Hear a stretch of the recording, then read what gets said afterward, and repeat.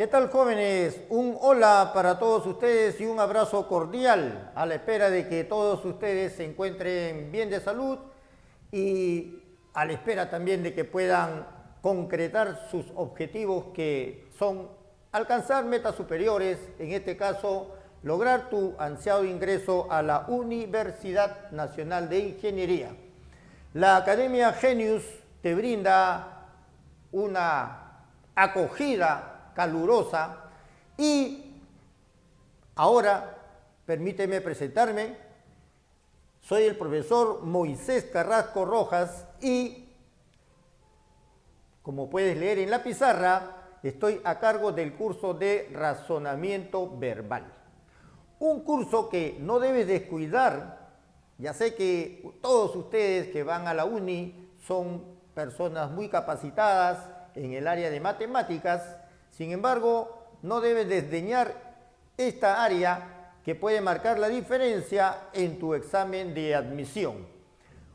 Un área que recuerda, tiene como temario ejercicios de definición, de precisión léxica, de antonimia contextual, de analogías, de conectores lógicos, comprensión lectora e inclusión de enunciados.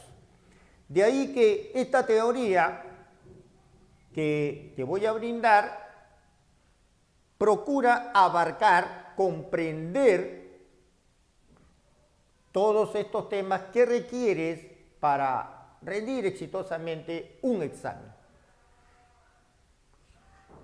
¿En qué consiste un ejercicio de definición? ¿Qué cosa es definir?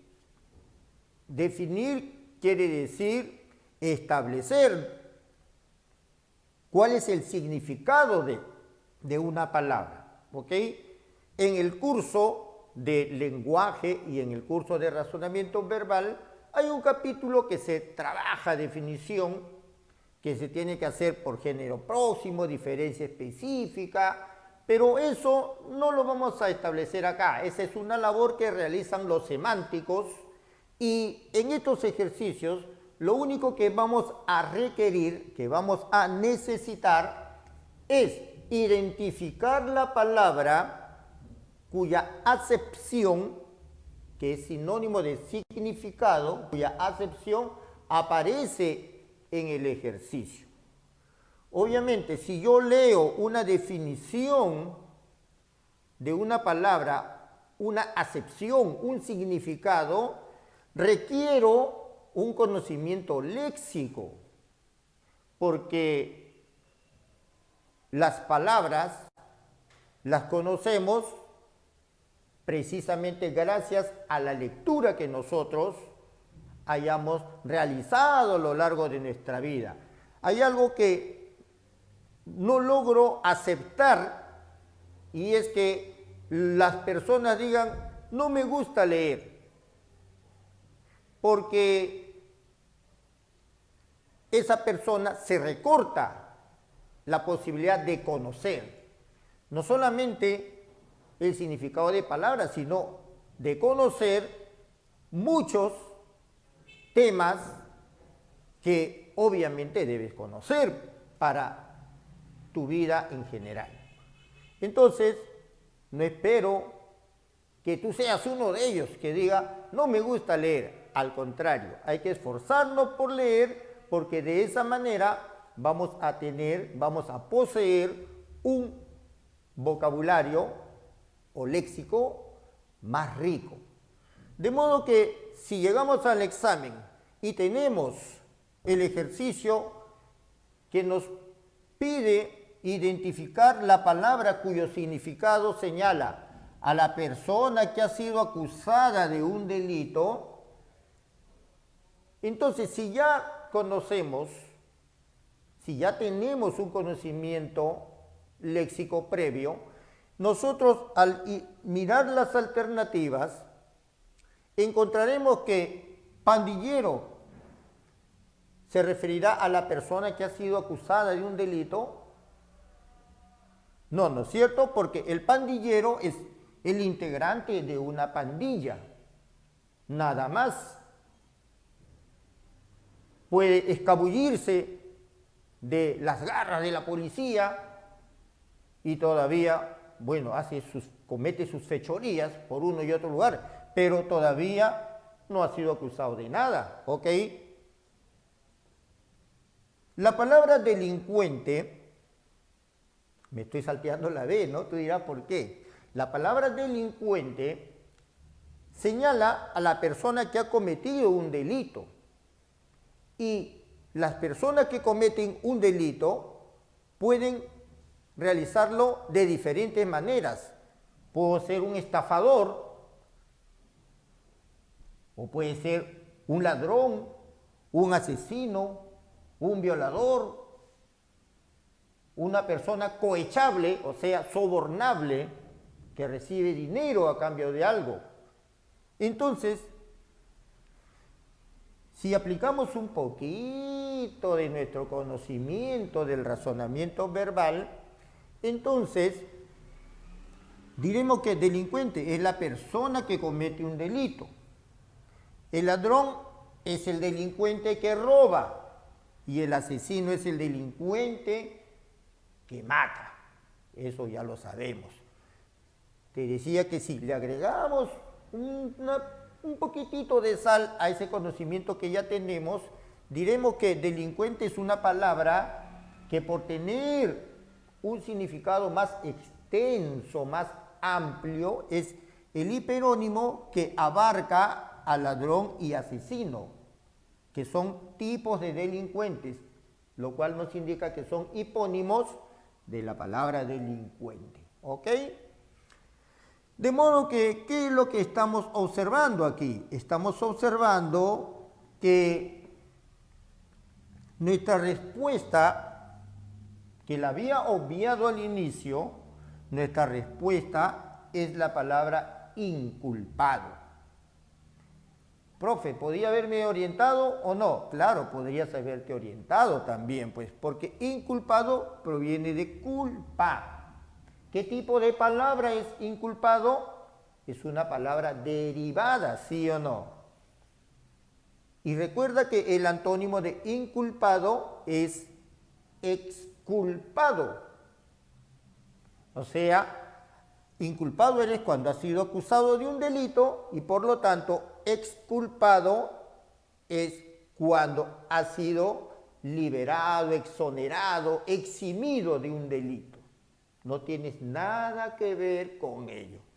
A ver, vamos a redactar pues una oración en la que usemos la palabra inculpado. Y ahora que está de moda, hoy, en este contexto, en esta coyuntura política que vivimos, los diarios y los canales de televisión nos informan que la policía detuvo a las ex asesoras, ¿no es cierto?, del presidente Vizcarra. Detuvo a las asesoras.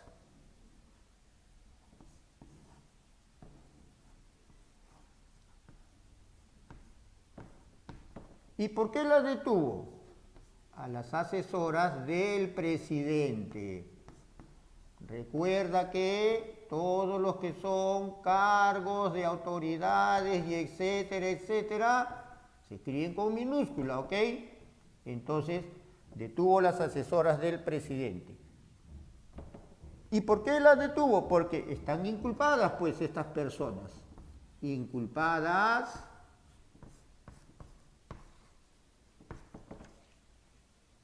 en el delito. ¿Qué delito? A ver, ¿sabes o no? Inculpadas en el delito de colusión. Se han puesto de acuerdo para declarar de una determinada forma ante la justicia en el delito de colusión. ¿Qué significa colusión? Establecer un acuerdo, una conversación para declarar de una determinada manera, actuar de una determinada manera. ¿Ok? Entonces, probablemente este ejercicio te haya resultado fácil y es porque tienes un conocimiento, digamos que todavía medio del idioma y te ha permitido resolver exitosamente esta pregunta. ¿Ok? Te vas a encontrar posteriormente con ejercicios donde las palabras te pueden resultar un poco más difíciles. Y es allí donde la ventaja la va a tener aquel que haya leído más, pues, porque ya memorizar a estas alturas de la carrera, memorizar va a ser bien difícil, bien difícil. Lo que te va a ayudar mucho más es el hecho de tener lo que se dice un bagaje cultural, una carga ya de conocimiento sobre eso. No descuides la lectura, eso es básico para todo el curso, ¿ok? ¿En qué consiste ahora? Veamos el ejercicio de precisión léxica. ¿En qué consiste? Estás leyendo seguramente, junto conmigo vamos a leer, ¿ok? Dice, consiste en identificar la palabra cuyo significado expresa el sentido exacto que complete la oración.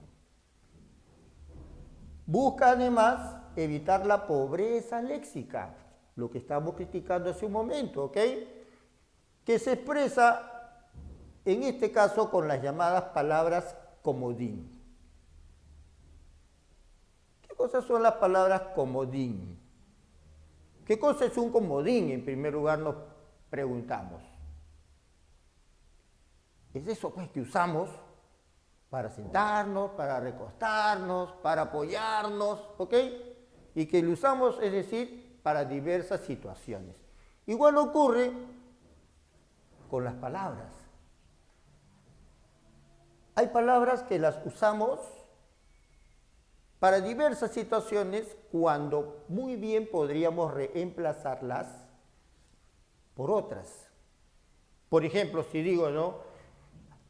Mis hermanos siempre me han dado su apoyo.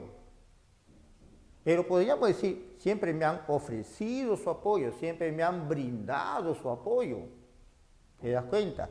Entonces, en este ejercicio que dice, voy a dar un examen el domingo, la persona que se expresó de esta manera lo ha hecho con coherencia, porque se entiende, ¿ok? Nadie va a decir que no entiende este mensaje, no, se entiende, pero el examen te está evaluando tu riqueza verbal.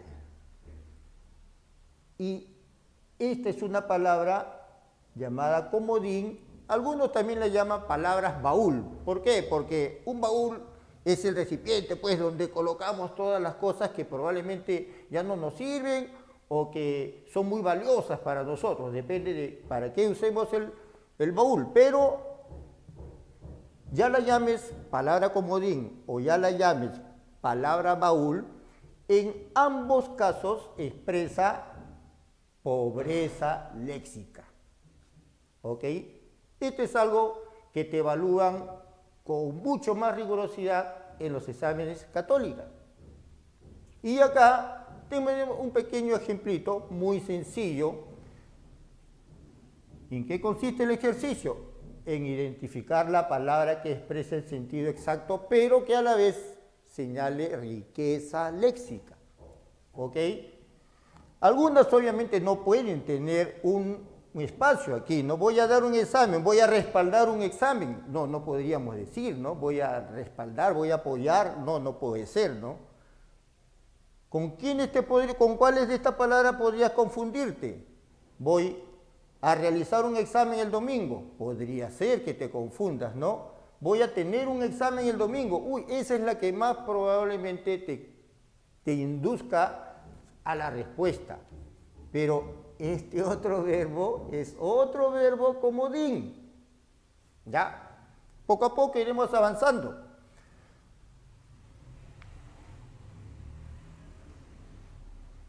¿Cuál es la palabra que expresa con riqueza léxica la solución a esta oración?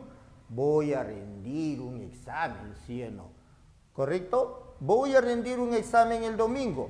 Cuando nos convocan para dar un examen, deberían convocarnos para rendir un examen, ¿sí o no? ¿Por qué? Porque de esa manera estamos expresando nuestra riqueza léxica, ¿ok? En otros casos, las alternativas son muchas veces sinónimas y allí tenemos que aplicar nuestro mayor conocimiento con respecto a la precisión léxica. A ver, ajeno al ejercicio tipo de este examen, ¿ok? Ajeno a esto. Por ejemplo, si nosotros leemos o escuchamos que cegado por los celos, un hombre mató a su esposa, y estoy haciendo este gesto de las manos para que entiendas que si digo cegado por los celos,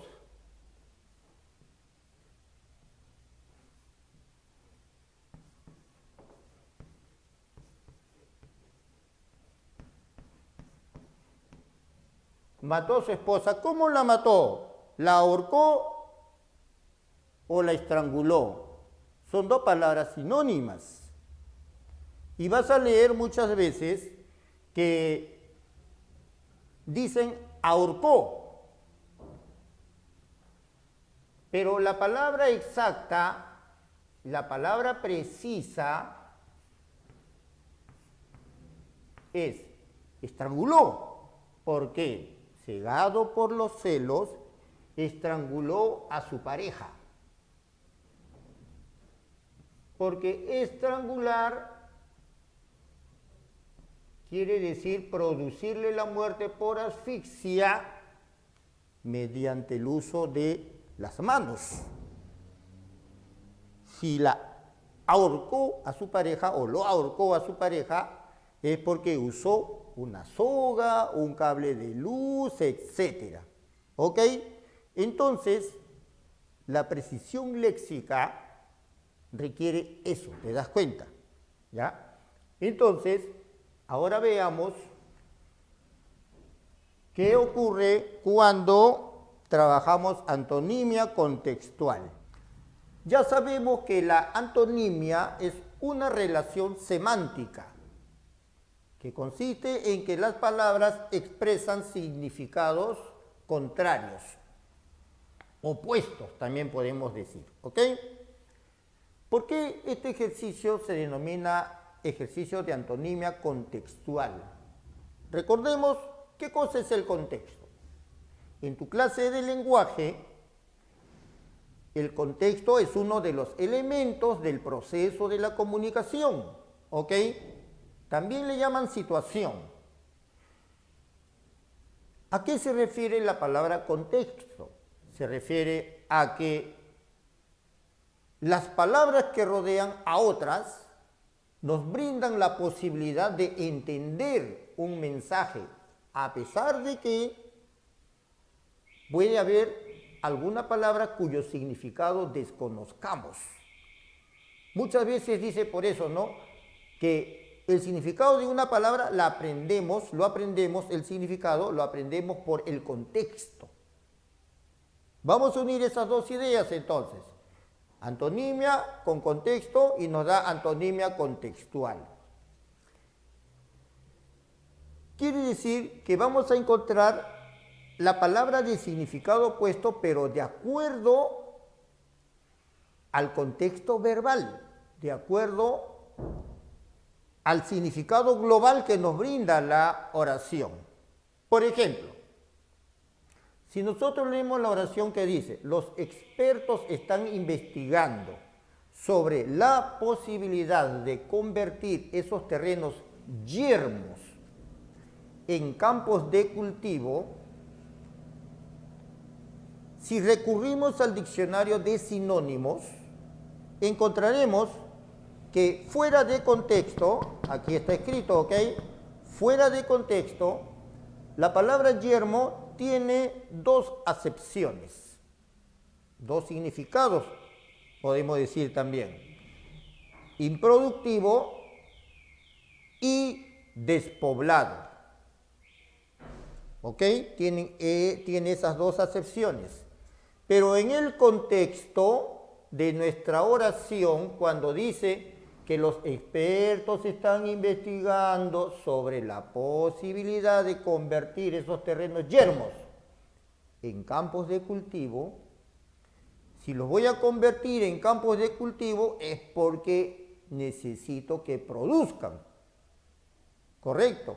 De modo que aquí la palabra yermos no se refiere a despoblado, sino que se refiere a improductivo, que no produce, que no da frutos, o sea, infructífero, ¿correcto? ¿Y cuál es la palabra que expresa el significado opuesto? Aquella que señala que da frutos, pues, ¿no es cierto? ¿Cuál es la palabra que tenemos dentro de las alternativas? La palabra fértiles. Sinónimo de fértil, fecundo, feraz.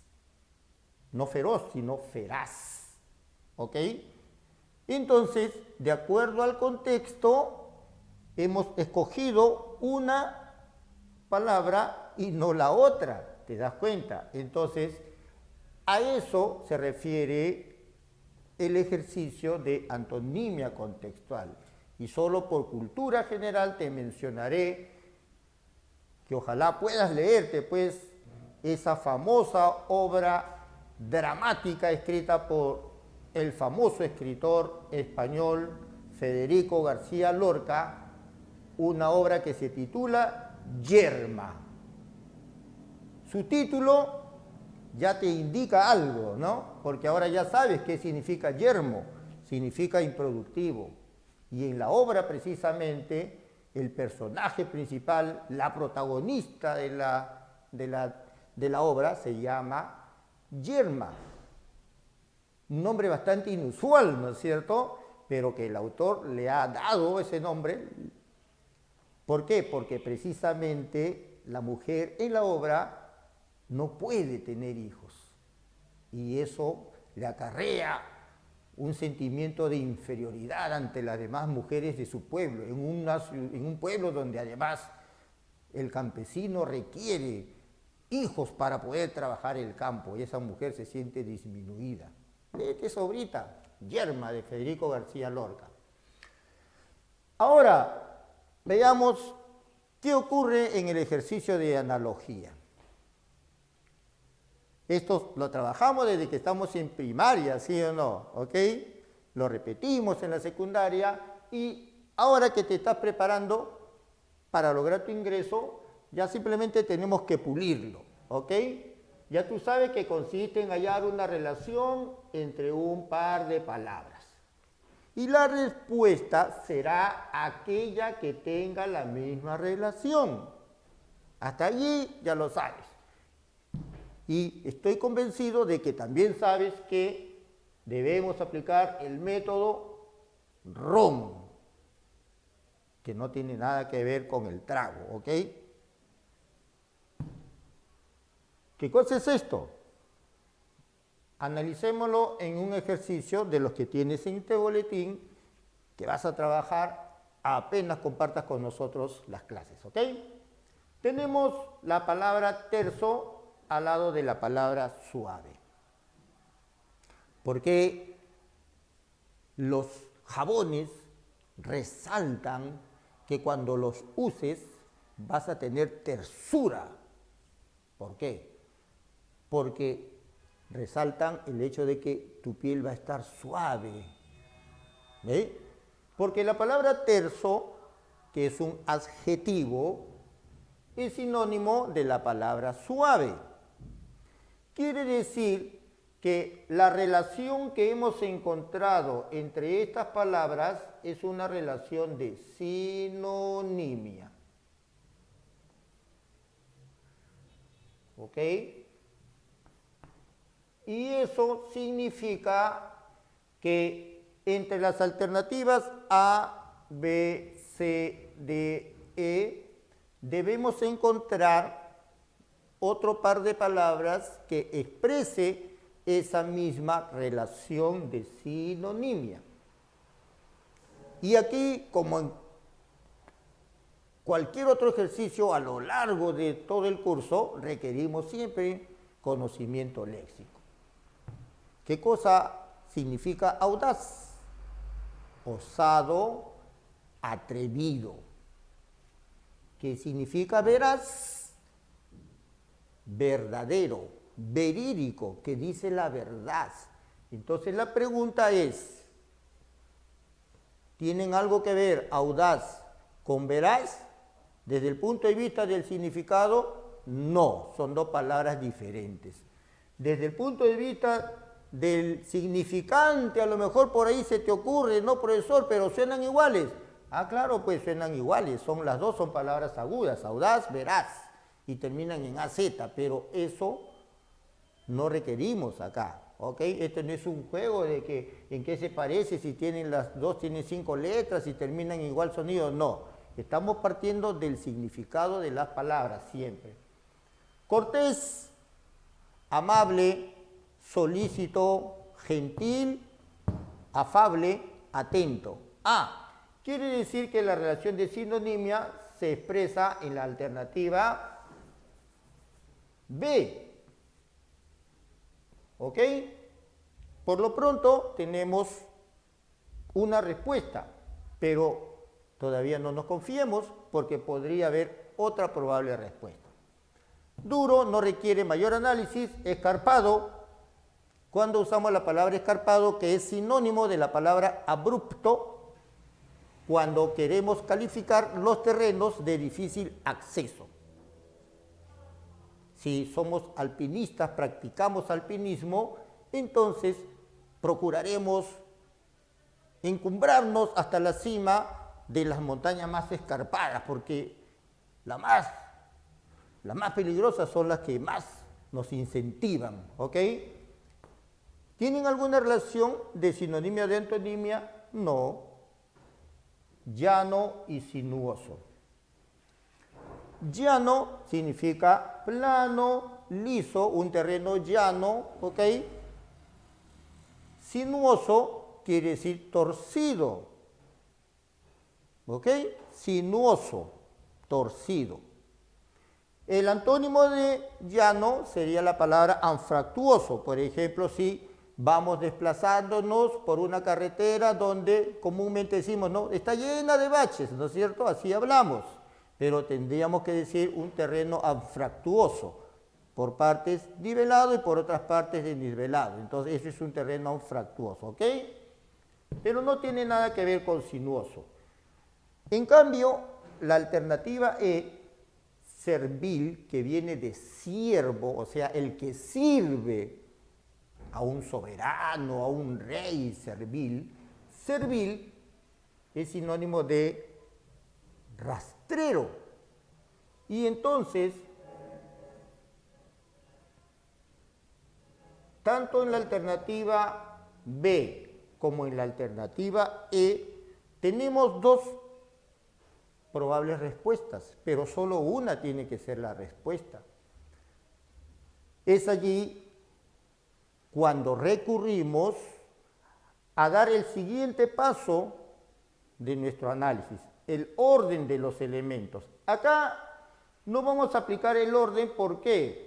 Porque como son sinónimas, tienen el mismo valor. A veces hay una situación de intensidad, uno es menos y otro es más, y tenemos que tomar en cuenta ese aspecto.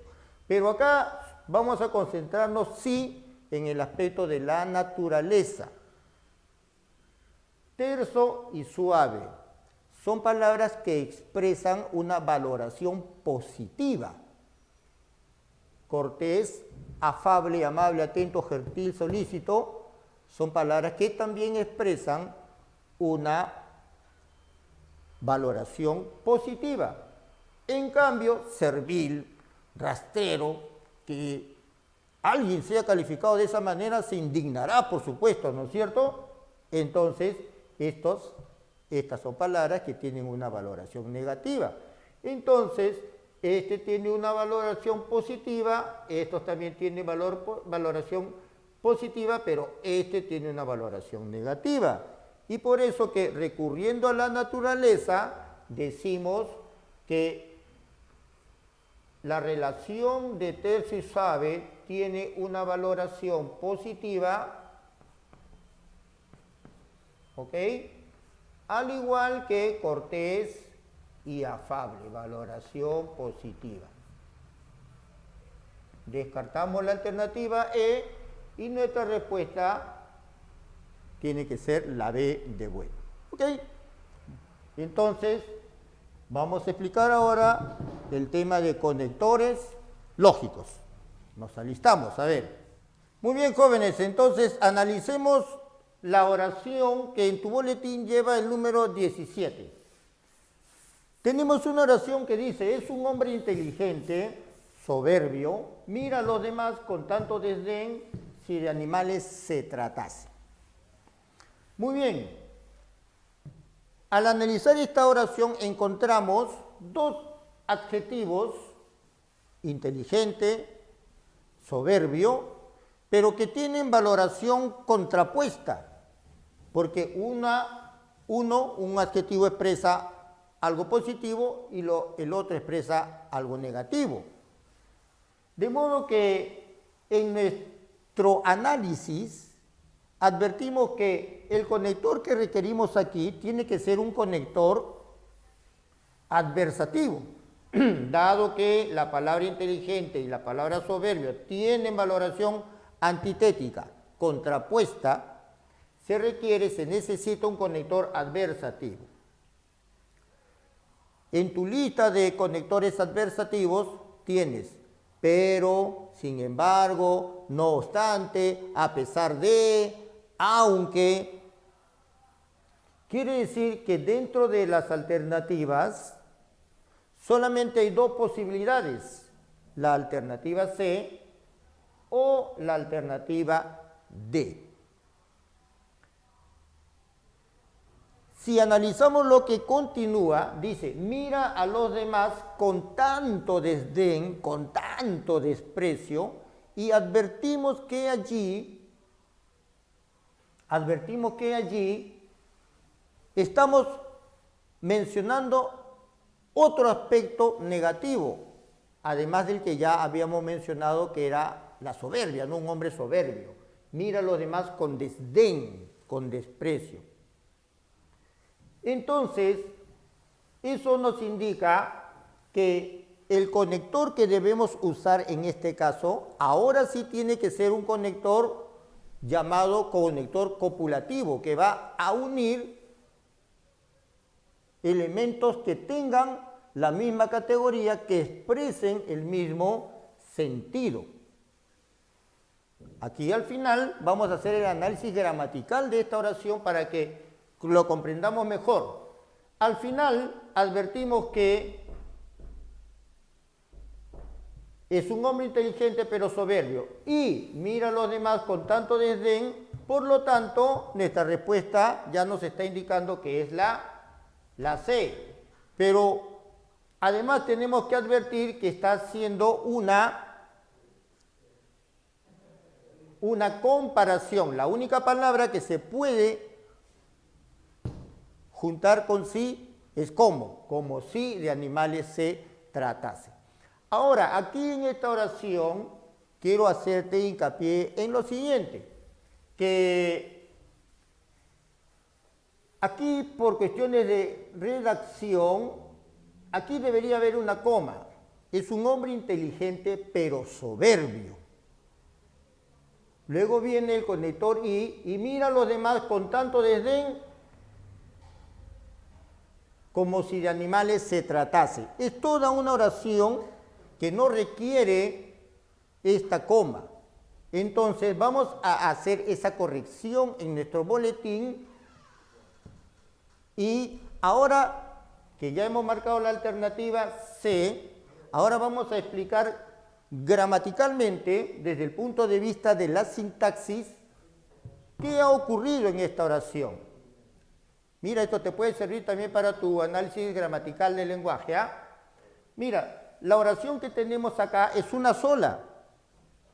Y nos damos cuenta de que es una sola porque hay punto. Acá hay un solo punto. El punto, recuerda, señala el final de una oración. Pero en esta oración tenemos varios verbos. Es y mira. Mira, tratase. Tenemos varios verbos. Por eso que decimos que esta oración es una oración compuesta, porque se compone de varios verbos. ¿Y por qué vamos a decir que es una oración compuesta coordinada? Porque esta oración se compone de dos proposiciones, la primera de las cuales dice, es un hombre inteligente pero soberbio. Allí termina una primera parte. ¿Ok? Y luego empieza la segunda parte. Y mira a los demás con tanto desdén como si de animales se tratase. ¿Ve? Entonces, la proposición primera resalta el hecho de que esa persona es soberbia. Está resaltando un aspecto negativo. Y la segunda proposición resalta el aspecto de que mira con desdén, trata con desdén a los demás, trata con desprecio. De ahí que observamos que el conector y está uniendo lo que te decía hace un momento. Está uniendo proposiciones que tienen un mismo valor negativo. De ahí que la respuesta es esta, haciéndole este pequeño cambio en cuanto a la redacción. La redacción es un aspecto fundamental también para poder expresar exactamente lo que nosotros deseamos. ¿Ok? Entonces, ahora vamos a explicar lo que es la comprensión lectora y continuamos nuestra clase.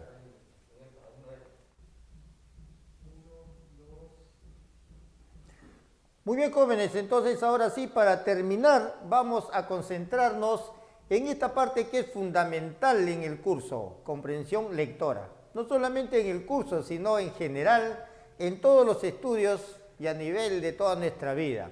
Un problema que como nación arrastramos ya que seguimos ocupando los últimos lugares en las pruebas PISA en cuanto a comprensión lectora. Vamos a esforzarnos pues para ir avanzando poco a poco en el conocimiento de este tema y en los tips que te van a ayudar para poder resolver exitosamente estos ejercicios, ¿ok?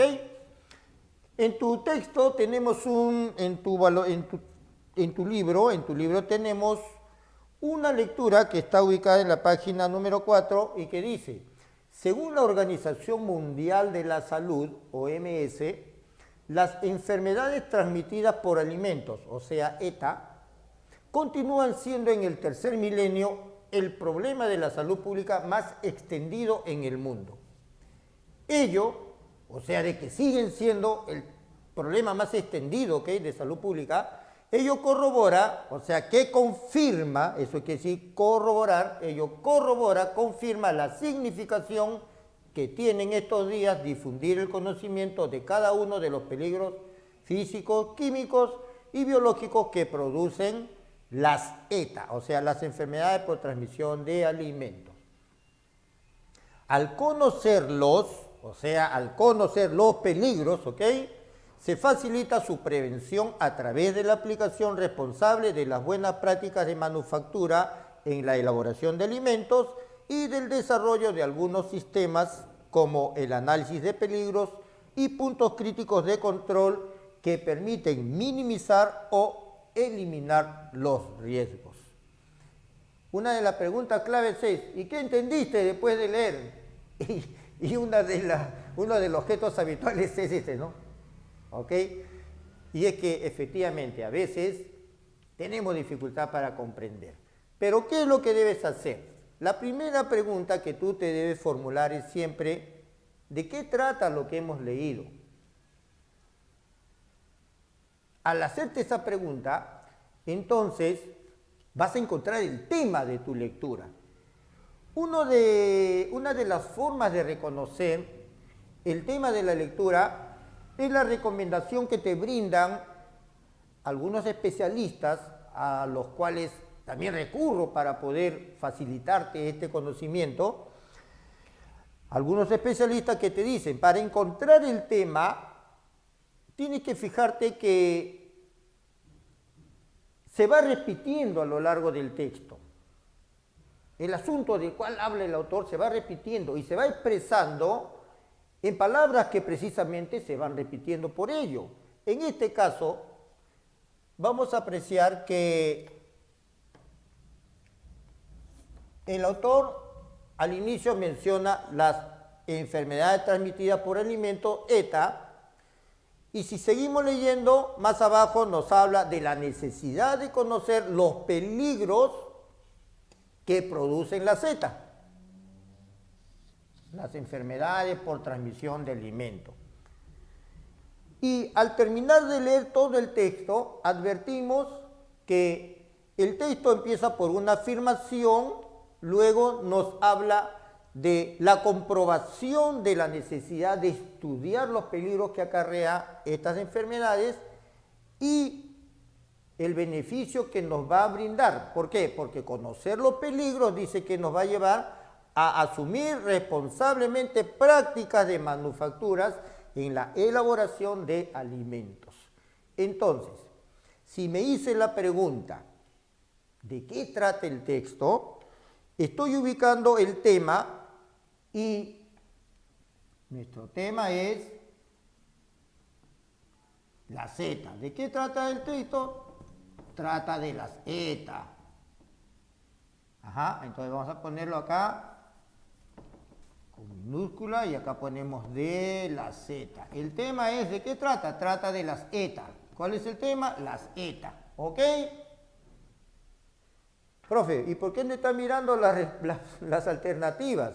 Es que yo no te sugiero eso, ya que estamos yendo poquito a poco en este análisis, esto que en este primer momento estamos viendo, eso ya tú con la práctica lo vas a ir desarrollando así, rápidamente en tu mente, lo vas a desarrollar mentalmente, y ahí sí, te vas de frente a las respuestas, ¿no? Vamos a hacer este pequeño análisis. ¿De qué trata el texto que hemos leído? De la ETA. Ya tenemos que el tema es la ETA. Y ahora vamos a ubicar la idea principal. ¿Qué se dice del tema? O sea, así como hace tu profesor de matemática que reemplaza la variable X y lo pone por su valor, etcétera, igualito vamos a hacer acá. Si para ubicar la idea principal tengo que preguntarme qué se dice del tema, quiere decir que acá me voy a preguntar ¿qué se dice de las ETA? Pues, ¿no es cierto? Que son las enfermedades de transmisión por alimentos. ¿Qué se dice de las ETA? Se dice varias cosas, ¿no? Diremos, se dice varias cosas. Si es cierto, se dice varias cosas. Pero lo principal está dicho al inicio de este texto. Dice que las ETAs continúan siendo en el tercer milenio el problema de salud pública más extendido en el mundo. ¿Para qué nos sirve el subrayado? Es una técnica de estudio. Nos sirve para destacar, pues, algo. En este caso, ¿qué hemos destacado? ¿Qué hemos resaltado? La idea principal. ¿Qué hago cuando estoy leyendo? Entonces ya lo subrayé y para no olvidarme qué cosa es lo que he subrayado, tengo que poner idea principal. Vamos a ponerlo así. IP, idea principal. Quiere decir que lo que está debajo tienen que ser ideas que complementen esta idea principal y que en el análisis se van a llamar ideas secundarias, ¿ok? Muy bien, establecido este breve análisis, nos concentramos en la pregunta que dice, el texto versa fundamentalmente sobre. A veces uno no entiende a qué se refiere eso. Versa fundamentalmente quiere decir que trata principalmente, ¿ok? ¿De qué trata el texto? A ver, leímos las alternativas. La manufactura de alimentos de mayor aceptación mundial. Oye, pero si el tema es la Z, ¿cómo voy a decir que la respuesta puede ser la A? Manufactura de alimentos. Si la pregunta es de qué trata fundamentalmente, tengo que orientarme partiendo del tema, de las ETA. La alternativa B de bueno, el gran peligro de las enfermedades de origen bacteriano, podrás advertir que es una alternativa bastante desacertada porque en ningún momento se ha hablado de enfermedades de origen bacteriano. Al leer las alternativas C, D y E, encontramos que la única de ellas que expresa el contenido de la lectura es la E. El texto trata fundamentalmente ¿de qué? Trata de las enfermedades por transmisión de alimentos y la importancia de las medidas para su prevención. Esa es la importancia de conocerlas para poder prevenirlas. De modo que en este breve análisis de comprensión lectora hemos podido aprender, ¿qué cosa? A encontrar el tema de un texto, a ubicar su idea principal y obviamente para poder responder nuestros ejercicios, ¿ya? Muy bien, chicos, entonces ha sido un gusto poder trabajar con todos ustedes. Nos reencontramos en las clases que próximamente tendremos y hasta ese entonces, un breve hasta luego.